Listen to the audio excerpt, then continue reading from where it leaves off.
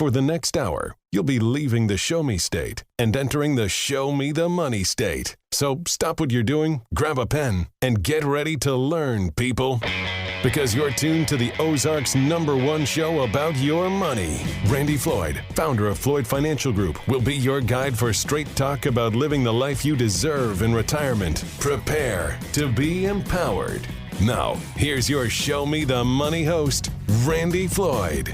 Thank you so much, and welcome to Show Me the Money with Randy Jake Floyd, the radio show that gives you the straight talk and honest answers you need to help you reach your wealth management and retirement goals through smart investing and careful planning. My name's Jeff Shady, and as always, I'm just here to ask the questions, but the words of wisdom and solid advice come from Randy and Jake Floyd of Floyd Financial Group. Randy, how you doing today? Doing well, Jeff. How about you? I'm doing great, thank you. And Jake, how are you doing this fine Saturday morning? I'm doing great as well, Jeff. Thanks for asking. It is my pleasure. I hope everybody else is doing well today. We've got another great show lined up for us today on Show Me the Money. Early December, before you know it, is going to be 2023. And as the clock ticks down towards the new year, of course, we'll have some shows to talk about some of the things that you might want to be cognizant of here at the end of the year and also at the beginning of the year. But on today's show, we're going to be doing something that we have done several times in past years, and that is talk about the 5 keys to retirement planning. What are some of the updates that happen from year to year on this planning guide, Randy or Jake?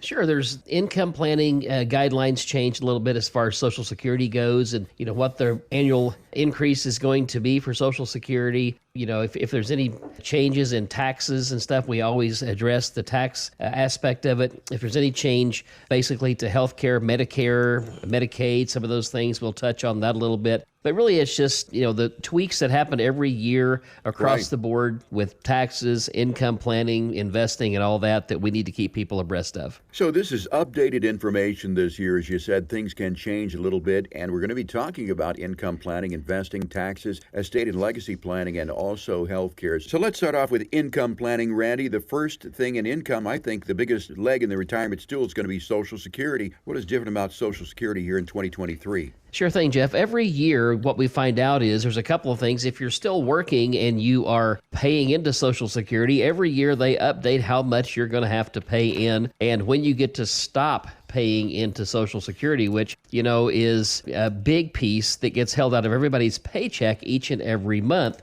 And so that gets updated every year. And I think the new number for this year is 147,000 is where we get to stop paying into Social Security. And, unfortunately for a lot of people, that means they never get to stop paying into Social Security. They just have to pay and pay and pay and pay. But that's one of the things that's out there. But if you're retired or about to be retired, for 2023, benefits have been increased by 8.7%.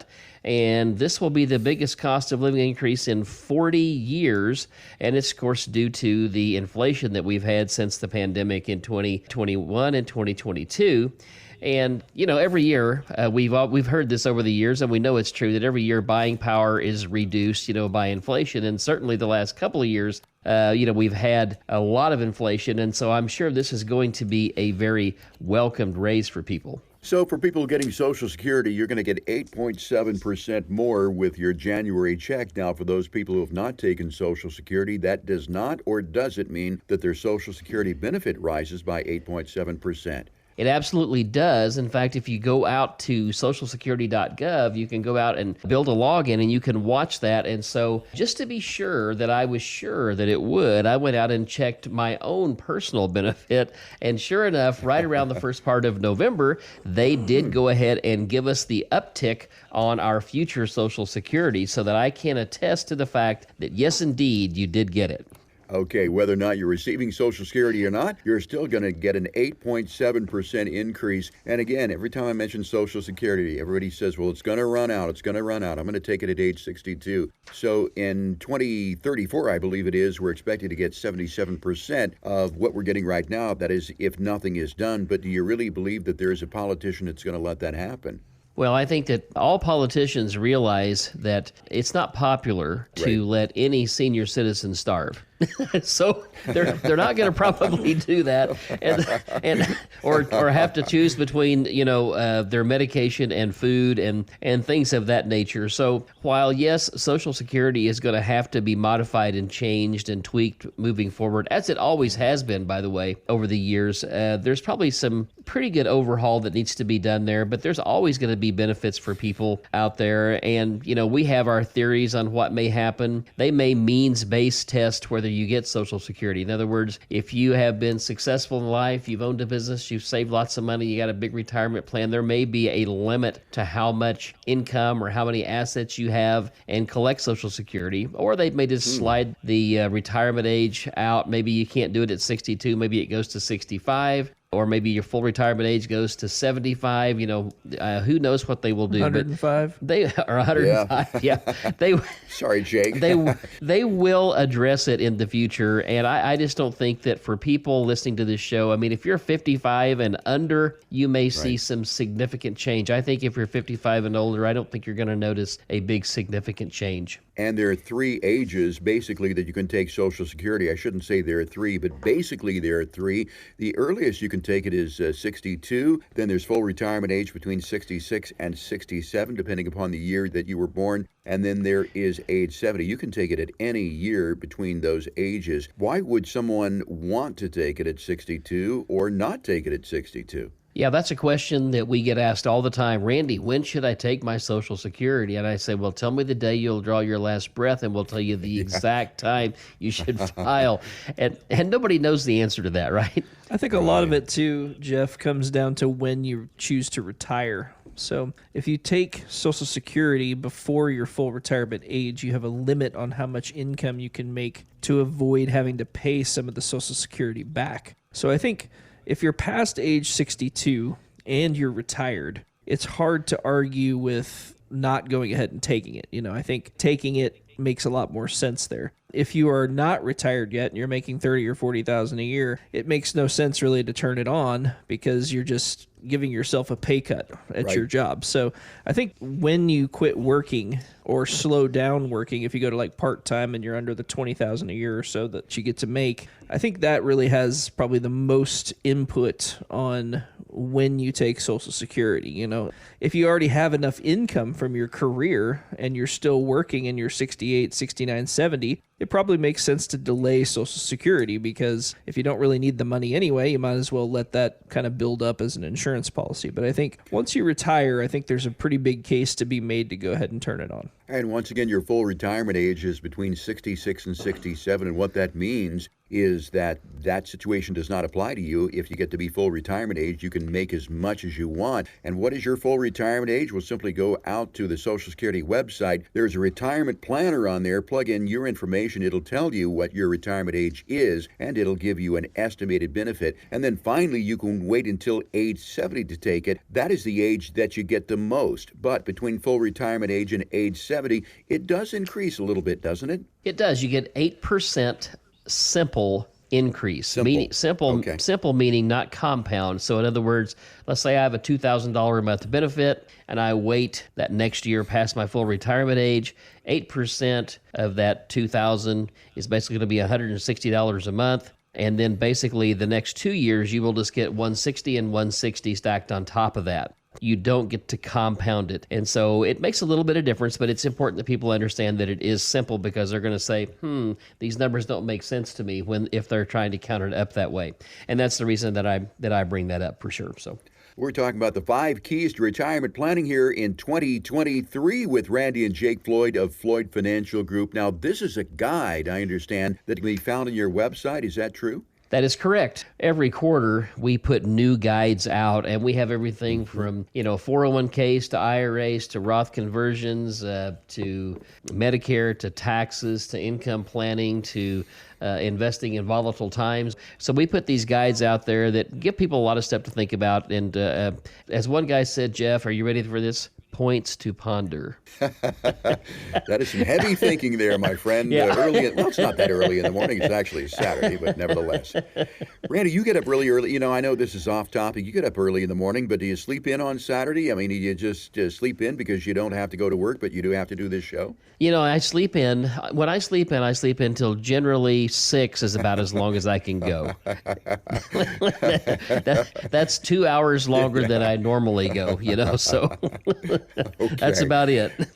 All right. I don't know why that came into my mind. As I said, you know, I wake up in the middle of the night, look at the clock and go, well, Randy's up. I wonder what he's doing. And then I go back to sleep. As I said, we're talking about the 5 keys to retirement planning with Randy and Jake here, Floyd Financial Group. So that is Social Security. And I want to touch on this before we go to the break, but I'm looking at a big red retirement stool here, which basically has 3 legs to it. It has Social Security, I think, is the biggest leg, or at least I want to think that it's the biggest leg. It also has personal savings and company pensions, and we're going to be talking about that. But are there actually more legs to a retirement stool? I mean, for the most part, do you find that people really are lucky to have 3 legs, or do some people have 4 and 5 legs? Well, you know, some people only have 2 legs. I mean, I'm one of those. You know, right. I only have 2. And so, Congratulations.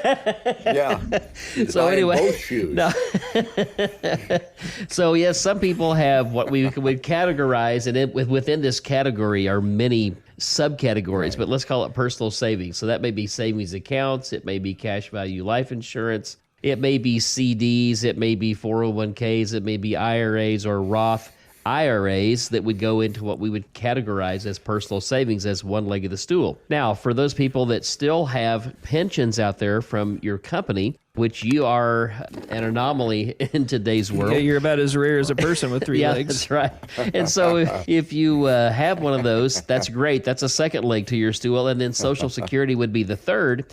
And then actually, there is a 4th leg that is not even pictured here that we should think about and really talk about. And that is the fact that some people do plan to work part-time, and that can certainly be a 4th leg to the stool, Yep. you know, when they retire. And we're seeing more and more of that just from the standpoint that, you know, if you've been working 40, 45 years, sometimes it's hard to just stop, you know, and not have any type of a schedule or something to do. And so, you know, that's one of the things we always ask when we sit down with people to do their income planning and their retirement plan is, hey, what does retirement mean to you? What do you plan to do now that you're going to have all this time on your hands? Because again, we want people to retire to something, not just from something. I think a lot of times people think we're crazy when we're talking in our meetings, you know, because we talk about finances, but we talk about a lot of other things. And I think a couple weeks ago we talked about this on the show, but, you know, we talk a lot about what it is people want out of their retirement. You know, part of it's a personality thing. You know, some people, they don't have a play button.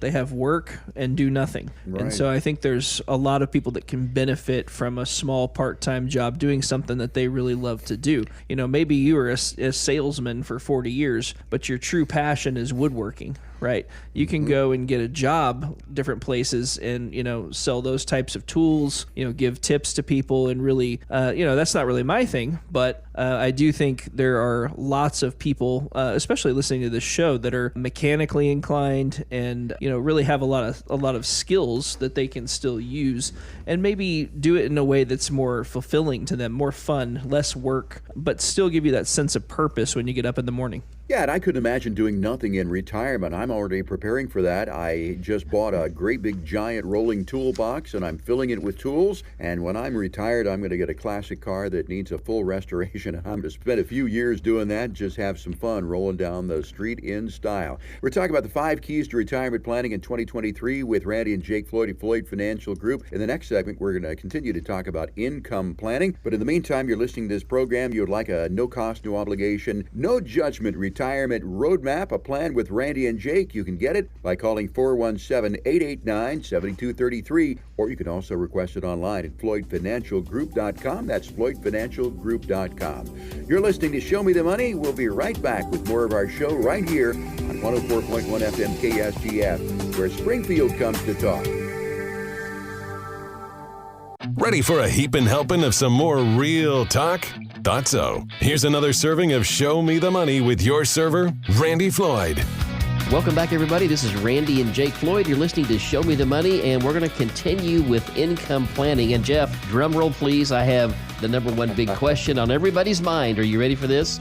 Would you rather have $50,000 a year guaranteed for life, or what's behind door number 2, $1 million to invest? For me, Randy, I think I would take the $1 million because I don't know how long I'm going to live. Exactly right. You don't know how long you're going to live. It might be that you will live to be a ripe old age, but none of us know what tomorrow holds. So, it's a question that there really is no right or wrong answer to. It just depends on how people feel about money and that guaranteed paycheck versus maybe having to invest and change investments and really watch your investments to generate that $50,000 per year. So when we start looking at retirement planning, that's some of the questions we ask people. Are you really needing, do you want a guaranteed baseline of income? Or are you okay with, investing that money? So we have lots of different tools and different ways we can go about guaranteeing that people don't run out of money, and even guaranteeing income streams through certain companies that do annuity contracts, and that sort of thing. And there's lots of different types of annuity contracts. So I'm going to take 2 seconds to say there are immediate annuities that work kind of like a pension, where you exchange a lump sum of cash for a monthly or annual paycheck, at which time the lump sum goes away and you're guaranteed your monthly or annual income.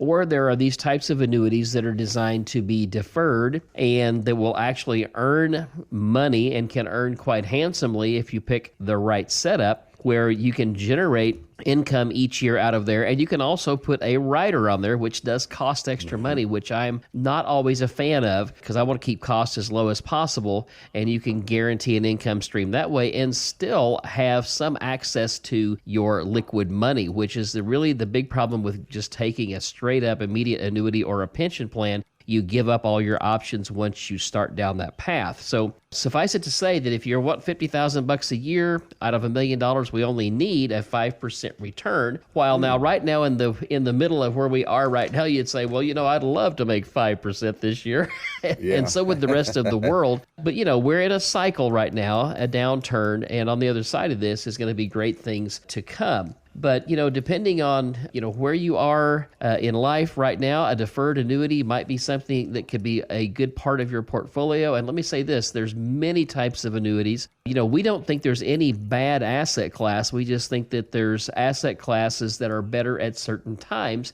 And there are certain safety valves, depending on what a person's risk tolerance is and their ability to take ups and downs. There's different, things, different tools we would use to accomplish what they're looking to accomplish. So, we use everything from stocks to bonds. We don't really use mutual funds. We use ETFs. We can, invest in precious metal if you want to. It's not a big mainstay of ours. I don't think Come and Go is going to let me scrape off a little gold to buy my Diet Coke tomorrow if things get bad. But we can do real estate. We can do any of those types of things. And those are all part of, the planning repertoire that we have to deliver income to people. And I want to point out something, too, or reiterate something that you said, Randy. I mean, we do run in cycles. Right now, it would be a little hard to get 5%. I mean, CDs are creeping up a little bit. They're not at 5% at this point. But as you said, the market is cyclical, and I've got every hope that we're going to be getting back to more of a bull market sooner than later.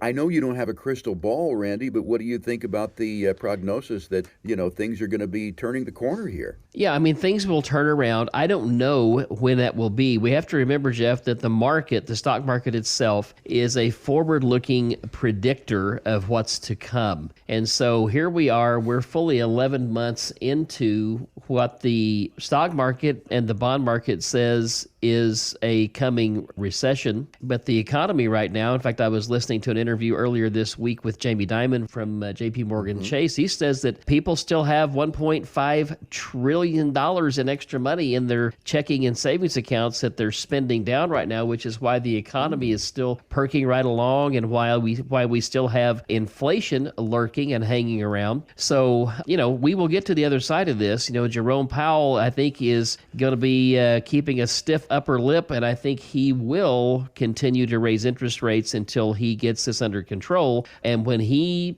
decides to relax his stance on interest rates, I think we'll see the market will start to turn around. Then the economy will probably still be in a free fall for a while it gets its legs back under it. But the market will turn first, followed by the economy. So, again, getting back to the base question, would you rather have $50,000 a year or $1 million in a lump sum? I think we've decided that the $1 million in the lump sum would be the way to go. We're talking about the 5 keys to retirement planning with Randy and Jacob Floyd Financial Group this segment. Where's the rest of your retirement income going to come from? We've talked about Social Security. Of course, we've talked about personal savings a little bit and some ways to maximize personal savings. Let's talk about company pensions. I mean, Randy, not a lot of people have company pensions these days, do they? No, Jeff, there's not many pensions left out there. I think the last time I actually kind of went out and did a polling online, about 16% of companies still offer pensions. I will say this, that the pensions we do see have been quite impressive. And the reason they've been quite impressive in size, more so even of late, and now there's been a recent development that we'll talk about here. Pension plans have done really well over the last few years because interest rates were falling. Now that interest rates are going up, the underlying investments inside pension plans are typically some type of fixed income or a bond, which are getting decimated right now because interest rates are on the rise, which means that any fixed interest rate that pays a lower interest rate than we can currently get on a 10-year or a 2-year or a 1-year bond, those things are going down in value. So for the first time, maybe not since people have been measuring, pension funds are actually going to get a devaluation come the first of the year.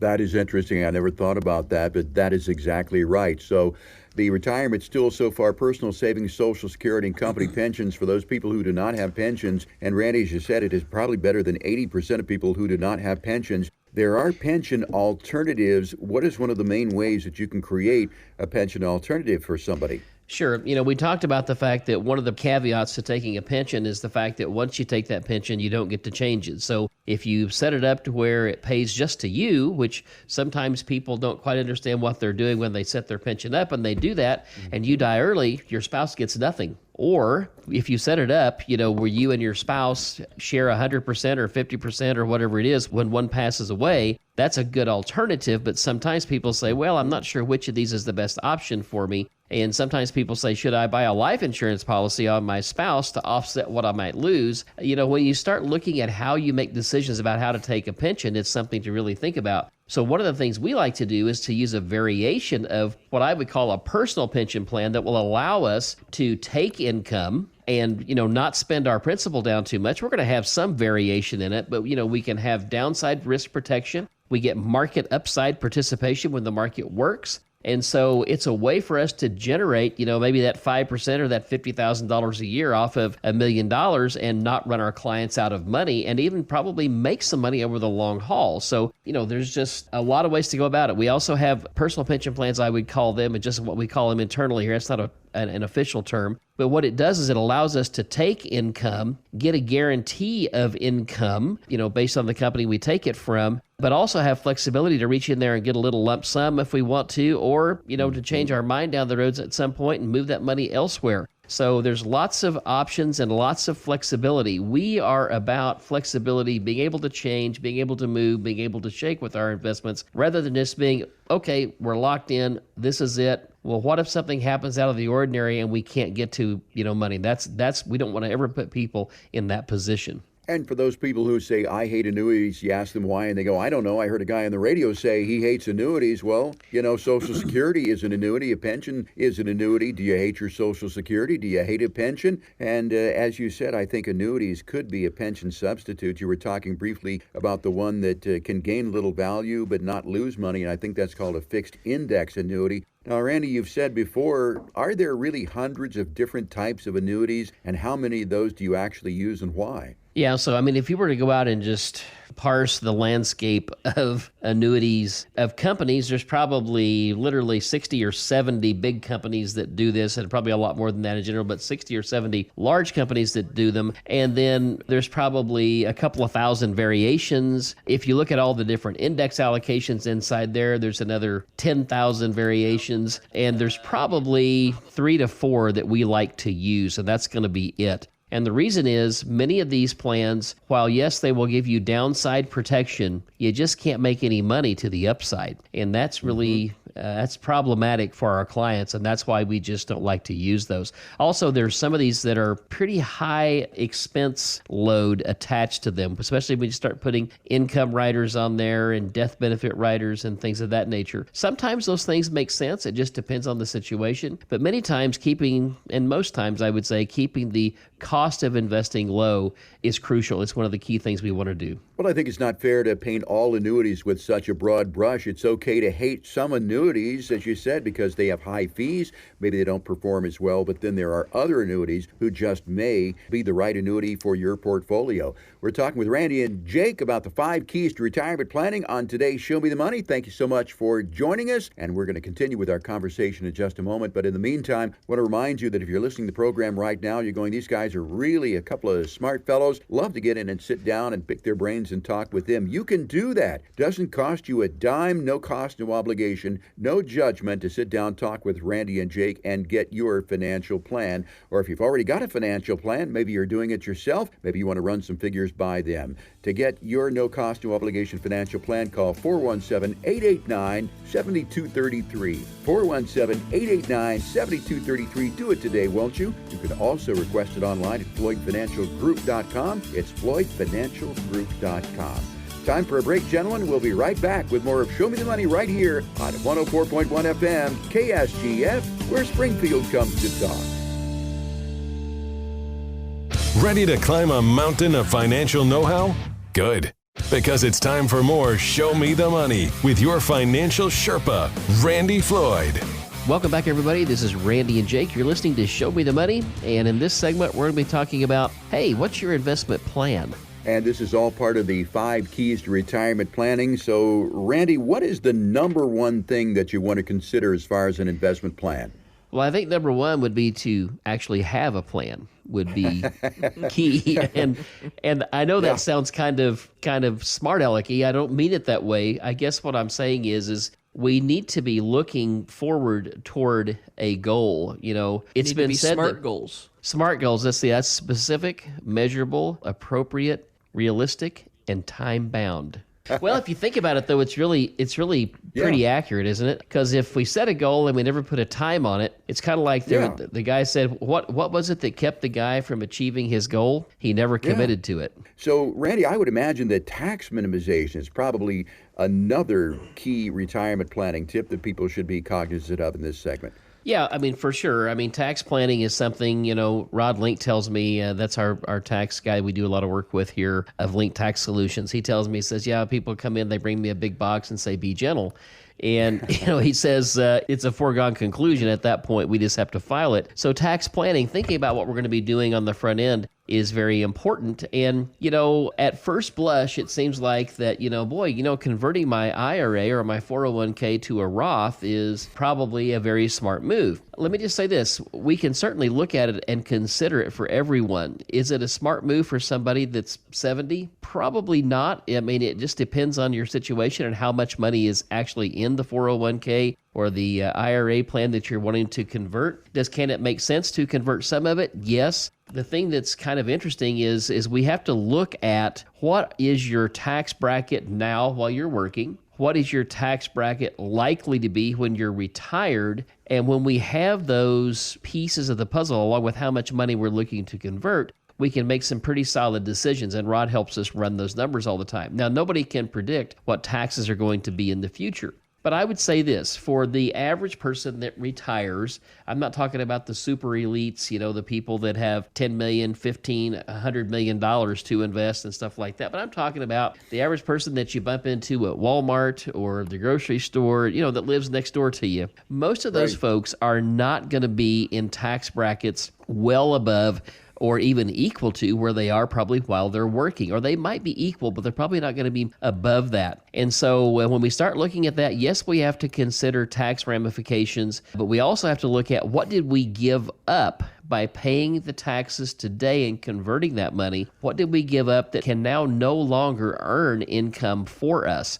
So if we can stay within, you know, a tax bracket, and right now, you know, the tax brackets for the Fed are 10% on the first $20,000 for a married couple, 12% up to $89,000. And then above that, at 89,000 and like $1, you go to 22%. Well, if I can stay in the 12% tax bracket and do some Roth converting, and by the way, if you're a married couple and you just use a standard marital deduction right now, you can make about $110,000 a year in your retirement income and still stay in the 12% tax bracket. So if your retirement income is 70 or 75,000, yeah, we can do some Roth conversion that might help and be something that you could use long term. I also tell people this, sometimes it just doesn't make sense because you're already bumping your head against there. Now, the only thing that would make sense is if you want to give your children an inheritance, you got a lot of IRA money, and you want to prepay the taxes for them, then that might make sense as well. And potentially those children could be in a much higher tax bracket than you are. You know, if you have kind of the average job, but your son is a meteorologist or whatever, that could definitely make a big difference rather than dumping a bunch of unwanted income that pushes him even higher. So yeah, I think that's just a part of that as well. We're talking about the 5 keys to retirement planning with Randy and Jacob Floyd Financial Group. This segment, we're talking about investing. We started off with taxes here, tax minimization, very important part of your investment plan. So what can we do today, Randy and Jake, to minimize our taxes tomorrow? Yeah, let's stay in the vein of Roth conversion because I want to talk about this for a moment. And this is something that at first blush people would say, I don't know about that. So let's say that I am a 55-year-old female. You know, I'm married, but we got kids, and I'm thinking I want to leave my kids an inheritance, and I want to leave them a tax-free inheritance. You know, we have all this IRA money. We really don't need the money off the IRA. So we think what we want to do is we either want to do a Roth conversion or something similar to that. One of the things that we can do for someone in that situation, if they're in good health, we could use a life insurance contract, take the money from the IRA. Now, you have to be 59 and a half to do this. You can do it at 55 from a 401k, and you can start to fund a life insurance policy. And you can buy a lot of life insurance for a low amount of money, and you can buy that thing on what's called a guaranteed universal life, which basically nothing will ever change about it, and the death benefit will be there, and the death benefit always goes out tax-free and is very easy to distribute and gets distributed in cash to the kids. So that's one thing that you can do. We talked about the Roth IRA conversion. One of the things that you can do too, if you were so inclined, you can take your 401k, and you'd want to put it into an IRA first, but you can do a self-directed IRA, and a self-directed IRA can buy real estate, a business, and many things like that will produce an income, and maybe it's a passive income that you want from, rental property and that sort of thing. So there's lots of things, lots of ways to go about doing that. The other thing is we can use strategic asset allocation. If you have money outside of a retirement plan, it's going to be in a brokerage account or a savings account or something like that. We can choose certain investments and tools that allow us to get dividend payments or to get tax-free interest payments that will help us to stay in a lower tax bracket as well. So when we talk about an investment plan, as we said, taxes first and foremost come to my mind, but that is not the only thing considered with an investment plan. I would imagine that in the beginning, you've just got to assess your investment strategy. Well, what it amounts to is, we have people that come in here, Jeff, that will say, I just want maximum risk. Because that's how you get maximum return, right? Well, yes and no. We look at this thing called risk-adjusted return. So risk and a person's capacity or ability or want to endure market volatility and big ups and downs in their accounts. I often tell people my job as an advisor is to learn, the S&P 500, the market, it goes up, it goes down. You can't control it. I can't control it. The market's going to cycle. And when the market cycles, what we don't want to do, because there's going to be some deep cycles once in a while. We had one in 2000, negative 43%. We had one in 2009, negative 53%. We had the short-lived pandemic, down 34%, and then we got this one that we're kind of in the middle of right now. We know that the markets are going to cycle, and what our job as an advisor is to get people invested in such a way to where they will stay invested. Now, we're not going to just set it and forget it. We're going to move things around all the time. Tactical asset management is a real thing, and nothing is good for every Sears, becomes a Montgomery Ward, and every Walmart becomes a Kmart, and every Bennigan's goes out of business. Do you remember Bennigan's, one of the original sports bars? No longer around, out of business, right? Wow. You probably remember Cressage. You may remember Venture Stores. You might remember, there's just, if you think about it, Woolworths. It goes on and on and on. Montgomery Wards. What was another one? Western Auto. Used to go get a bicycle at Western Auto. Remember that one? Yeah. Absolutely, yeah. Now we're going down memory lane, aren't we? Anyway, the biggest thing is we have to understand people's acceptance or aversion to market volatility is what it gets down to. And so that's our job, is to help recognize that. And, I've told people several times, right now, when markets are not good and the horizon looks gloomy and nobody's sure about anything and we don't know where the bottom of this market is, that's really when we really earn our money in this business at that point in time, because people call up and they're afraid, they're concerned, they want to know that we've got our hand on the tiller, that we know what's going on, that we have a plan, and so a plan starts with a beginning, but then that plan gets monitored and tweaked. Our part of our 5-step process, as far as once we get people, on board, is to continue to monitor and tweak the plan and make sure we stay connected with them so they understand what's going on with their money. That's really important. So what is your investment plan? Well, it's up to the individuals. You said there is no set it and forget it investment plan. But as we said, to recap in this segment, tax minimization probably at the top of the list. And once you've got that under control, then you might want to consider your risk tolerance, your investment strategy, and you want to create a retirement investment plan that's really based on your retirement goals. What do you want to do in retirement? Do you want to travel the world, or do you want to buy a bass boat, go fishing every weekend? It is entirely up to you. Every plan is going to be different. If you're listening to this program right now and saying, I think I need a little help with my investment plan, well, have we got the solution for you? Call Randy and Jake at Floyd Financial Group at 417-889-7233 and sit down and have that conversation about you and your retirement. There's no cost. There is no obligation. 417-889-7233. You can also request your retirement plan online at floydfinancialgroup.com. Time for a break here on Show Me the Money. We'll be right back with more of our show right here on my favorite radio station, 104.1 FM KSGF, where Springfield comes to talk. People of the Ozarks, step away from the fishing pole and prepare to be shown the money, because we're back with more Straight Talk with Randy Floyd. Welcome back, everybody. This is Randy and Jake. You're listening to Show Me the Money, and in this segment, we're going to be talking about estate and legacy planning. And Randy, I read that an estimated $68 trillion will pass from baby boomers to their beneficiaries over the next 30 years. It's the biggest wealth transfer in history, so an estate plan is very, very important. Not that one person is going to be passing $68 trillion, but collectively it is $68 trillion. But I think in this segment we're going to be talking about the average person listening to the program today right here in Springfield, Missouri.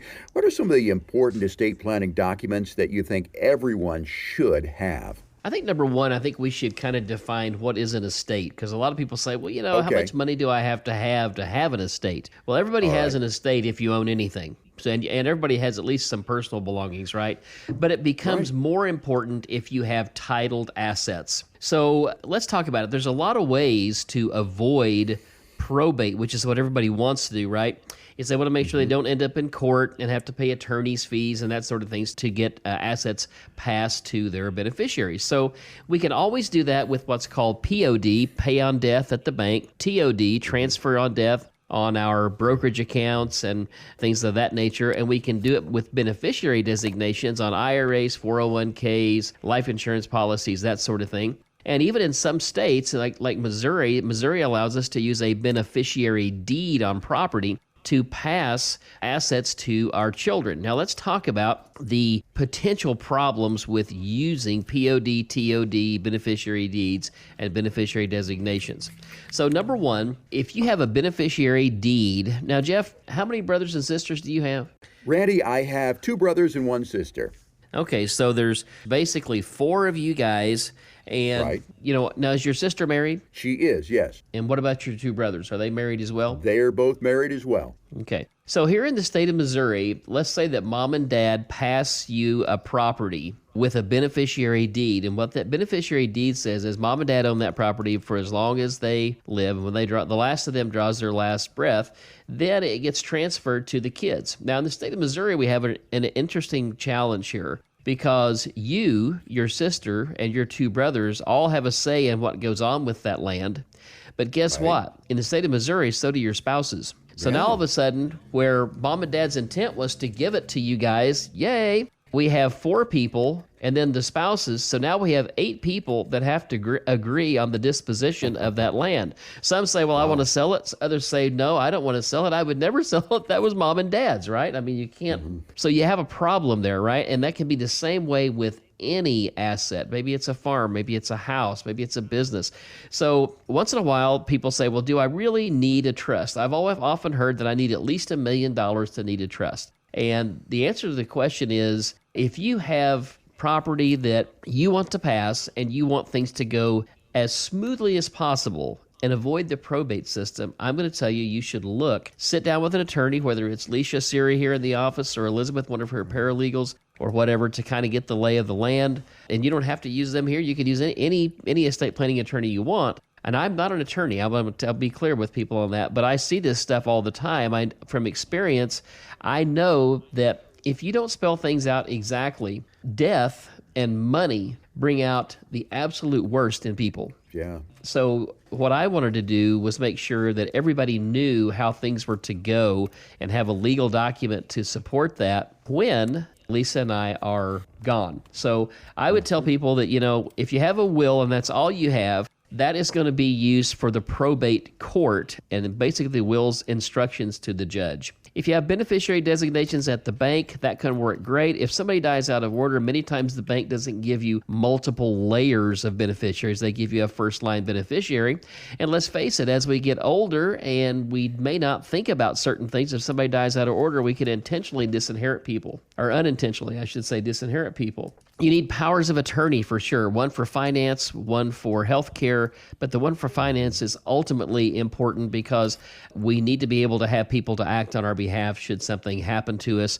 And that financial power of attorney or durable power of attorney for finance, or some people call it general durable power of attorney, needs to be very thorough, very explicit. We've been dealing, with doing Medicaid planning and stuff for the last 16 years. So we run into situations where powers of attorney just didn't have the appropriate language, and banks and financial institutions didn't do and wouldn't do what we needed them to do. So I would just say this: if you are thinking of, doing some estate planning, if you have considered it, or maybe you're just thinking of it now because I'm talking about it, you can call the law office here of Leisha Siri and you can sit down and talk about an estate plan. I just tell people everybody needs one, and the bare bones minimum that you need is you need a durable power of attorney for finance and power of attorney for healthcare for sure. And then you need a lot beyond that, but you should sit down and get legal advice, and they will walk you through that process. So once again, to recap here, you need a POD, a pay on death at the bank, a TOD, a transfer on death, also possibly a beneficiary deed, a will or a trust, advance medical directive, and a financial power of attorney. And as you said, Leisha Siri, the office, handles a lot of that stuff. 417-889-7233. I would imagine that Ashley can transfer you over there. You're listening to Show Me the Money with Randy and Jake Floyd here. We're talking about the 5 keys to retirement planning. Let's jump to the next one here, Randy and Jake, and that is going to be long-term care. Some people may think, well, I've got Medicare, so that's going to pay for long-term care, but that's not exactly right, is it? It'll pay for a short long-term care stay, which is kind of the antithesis. So Medicare has very limited paying. In fact, you have to meet a lot of hurdles for them to pay much of anything, but it's really meant to handle really acute type rehab stuff. Anything beyond that, you're going to find real quick that Medicare does not cover a real long-term care type stay. And even though you're a long way from needing long-term care right now, it is the time to plan because an estimated 70% of Americans currently age 65 are going to need some sort of long-term care at some point, and the cost can be really staggering, not so much here in the last bastion of sanity as opposed to other parts of the country, but still, it is significant. I mean, a private room in a nursing home could be over $100,000 a year on average, and Medicare is only going to cover long-term care for a very limited period of time. So let's talk about that, how to pay for long-term care. I mean, how do you pay for long-term care? Is a long-term care policy a good thing to have, or are there other ways to go about it? So for many years, Jeff, we did a public seminar, a workshop called 4 Ways to Pay. So there's 4 ways to pay for long-term care. One is out of the hip pocket, stroke the check. Even here in middle America, the last bastion of sanity, it's probably about $7,000 a month now for somebody to be in a skilled nursing facility. Probably not the way. Now, if you need assisted living, that's probably in the $4,000 range for a couple, maybe $4,500. If you can live independently, maybe not so much. But the long and the short of it is you can write a check out of your hip pocket, or if you're a veteran and you served during a period of war and you have activities of daily living that you cannot perform, there's a veteran's benefit called Aid in Attendance, and for a married veteran, that could be up to around $2,300 a month. For a widow or a widower, about $1,300 a month, and a single veteran, around $1,750 a month of reimbursement. And again, you have to qualify financially and you have to have activities of daily living that you need assistance with to get that. Then you also have long-term care insurance that you can buy. And long-term care insurance, one of the major problems with it is if you buy it today, knowing that maybe you're 60 years old and you're probably not going to need it till you're 80, and you pay for it for 20 years and you put an inflation fighter on there so that your benefit's going to keep pace with the times, that means that your premium's also going to keep pace with the times and go up, up, up, up. So, that's one thing to do, and many people drop it about the time they need it because it gets so expensive they can't keep it and can't handle it anymore. Now, there's ways to put some controls on that, but it takes a little more than I can talk about right now on this particular radio show. However, there are other arrangements where you can make a single deposit in what looks like a life insurance or an annuity contract. It will, depending on your current health status, either double or triple the amount of money that for care that you put in there, and it never changes. And that's a good thing. So when it never changes, that means you never have to put more money in. If you never use it for long-term care, your beneficiaries get that money, or if you need it for something else later, you can tap into that money and use some of it if you need to. We like that situation better for long-term care insurance than the other alternatives. There are some life insurance contracts that actually have, you can add long-term care benefits to, or some that have what's called chronic illness riders on there that say, hey, when you can't perform 2 activities of daily living, we'll accelerate your death benefit today and spread it out over 3 or 4 years of payments. So that's kind of the stuff we like to use a little better than trying to buy traditional long-term care insurance. And then last, so we talked about first, out of the hip pocket. Number 2, veterans benefits. Number 3, some type of long-term care plan. Number 4 is Medicaid. And Medicaid is for those folks that have fallen upon chronic illness and are in skilled nursing. Now, there's guidelines that have to be met here for people to qualify, but let me just say this. In most cases, well, not in most cases, in 100% of the cases, we can make the outcome for people better, depending on how much IRA money versus non-retirement money you have, and if you have multiple farms and houses and rental properties and things like that. Sometimes we have to use trusts to help get you where you can qualify. Other times we can do it immediately, but let me just say this. If you're facing this situation right now today, we can always make the situation better because we just know the rules. It's kind of like going to your tax preparer and you've got a complex, tax problem. Believe me when I say this, Medicaid is a complex problem and we know how to navigate it. We've been doing it for 16 years, but we can always make it better. You can just call us here at Floyd Financial Group and you can talk to Kayla, and that number is 417-889-7233. All right, or also FloydFinancialGroup.com. So to summarize there, Randy, there is a way to save the family farm, so to speak, from the nursing home, and you can do it right there at Floyd Financial Group. Been an interesting program today, 5 keys to retirement planning here for 2023. Once again, we want to remind people that we are a podcast. Simply go to wherever you get your podcast, search for Show Me the Money, and you'll find this program listed right there. Well, we just get started, gentlemen, then we run out of time. And that's what's happened right now. For Randy and Jake, I'm Jeff Shade. Thanks a lot for listening to us. Go out, have a great weekend in this great part of the country that we live in. We'll talk to you next week with another edition of Show Me the Money right here on 104.1 FM KSGF, where Springfield comes to talk.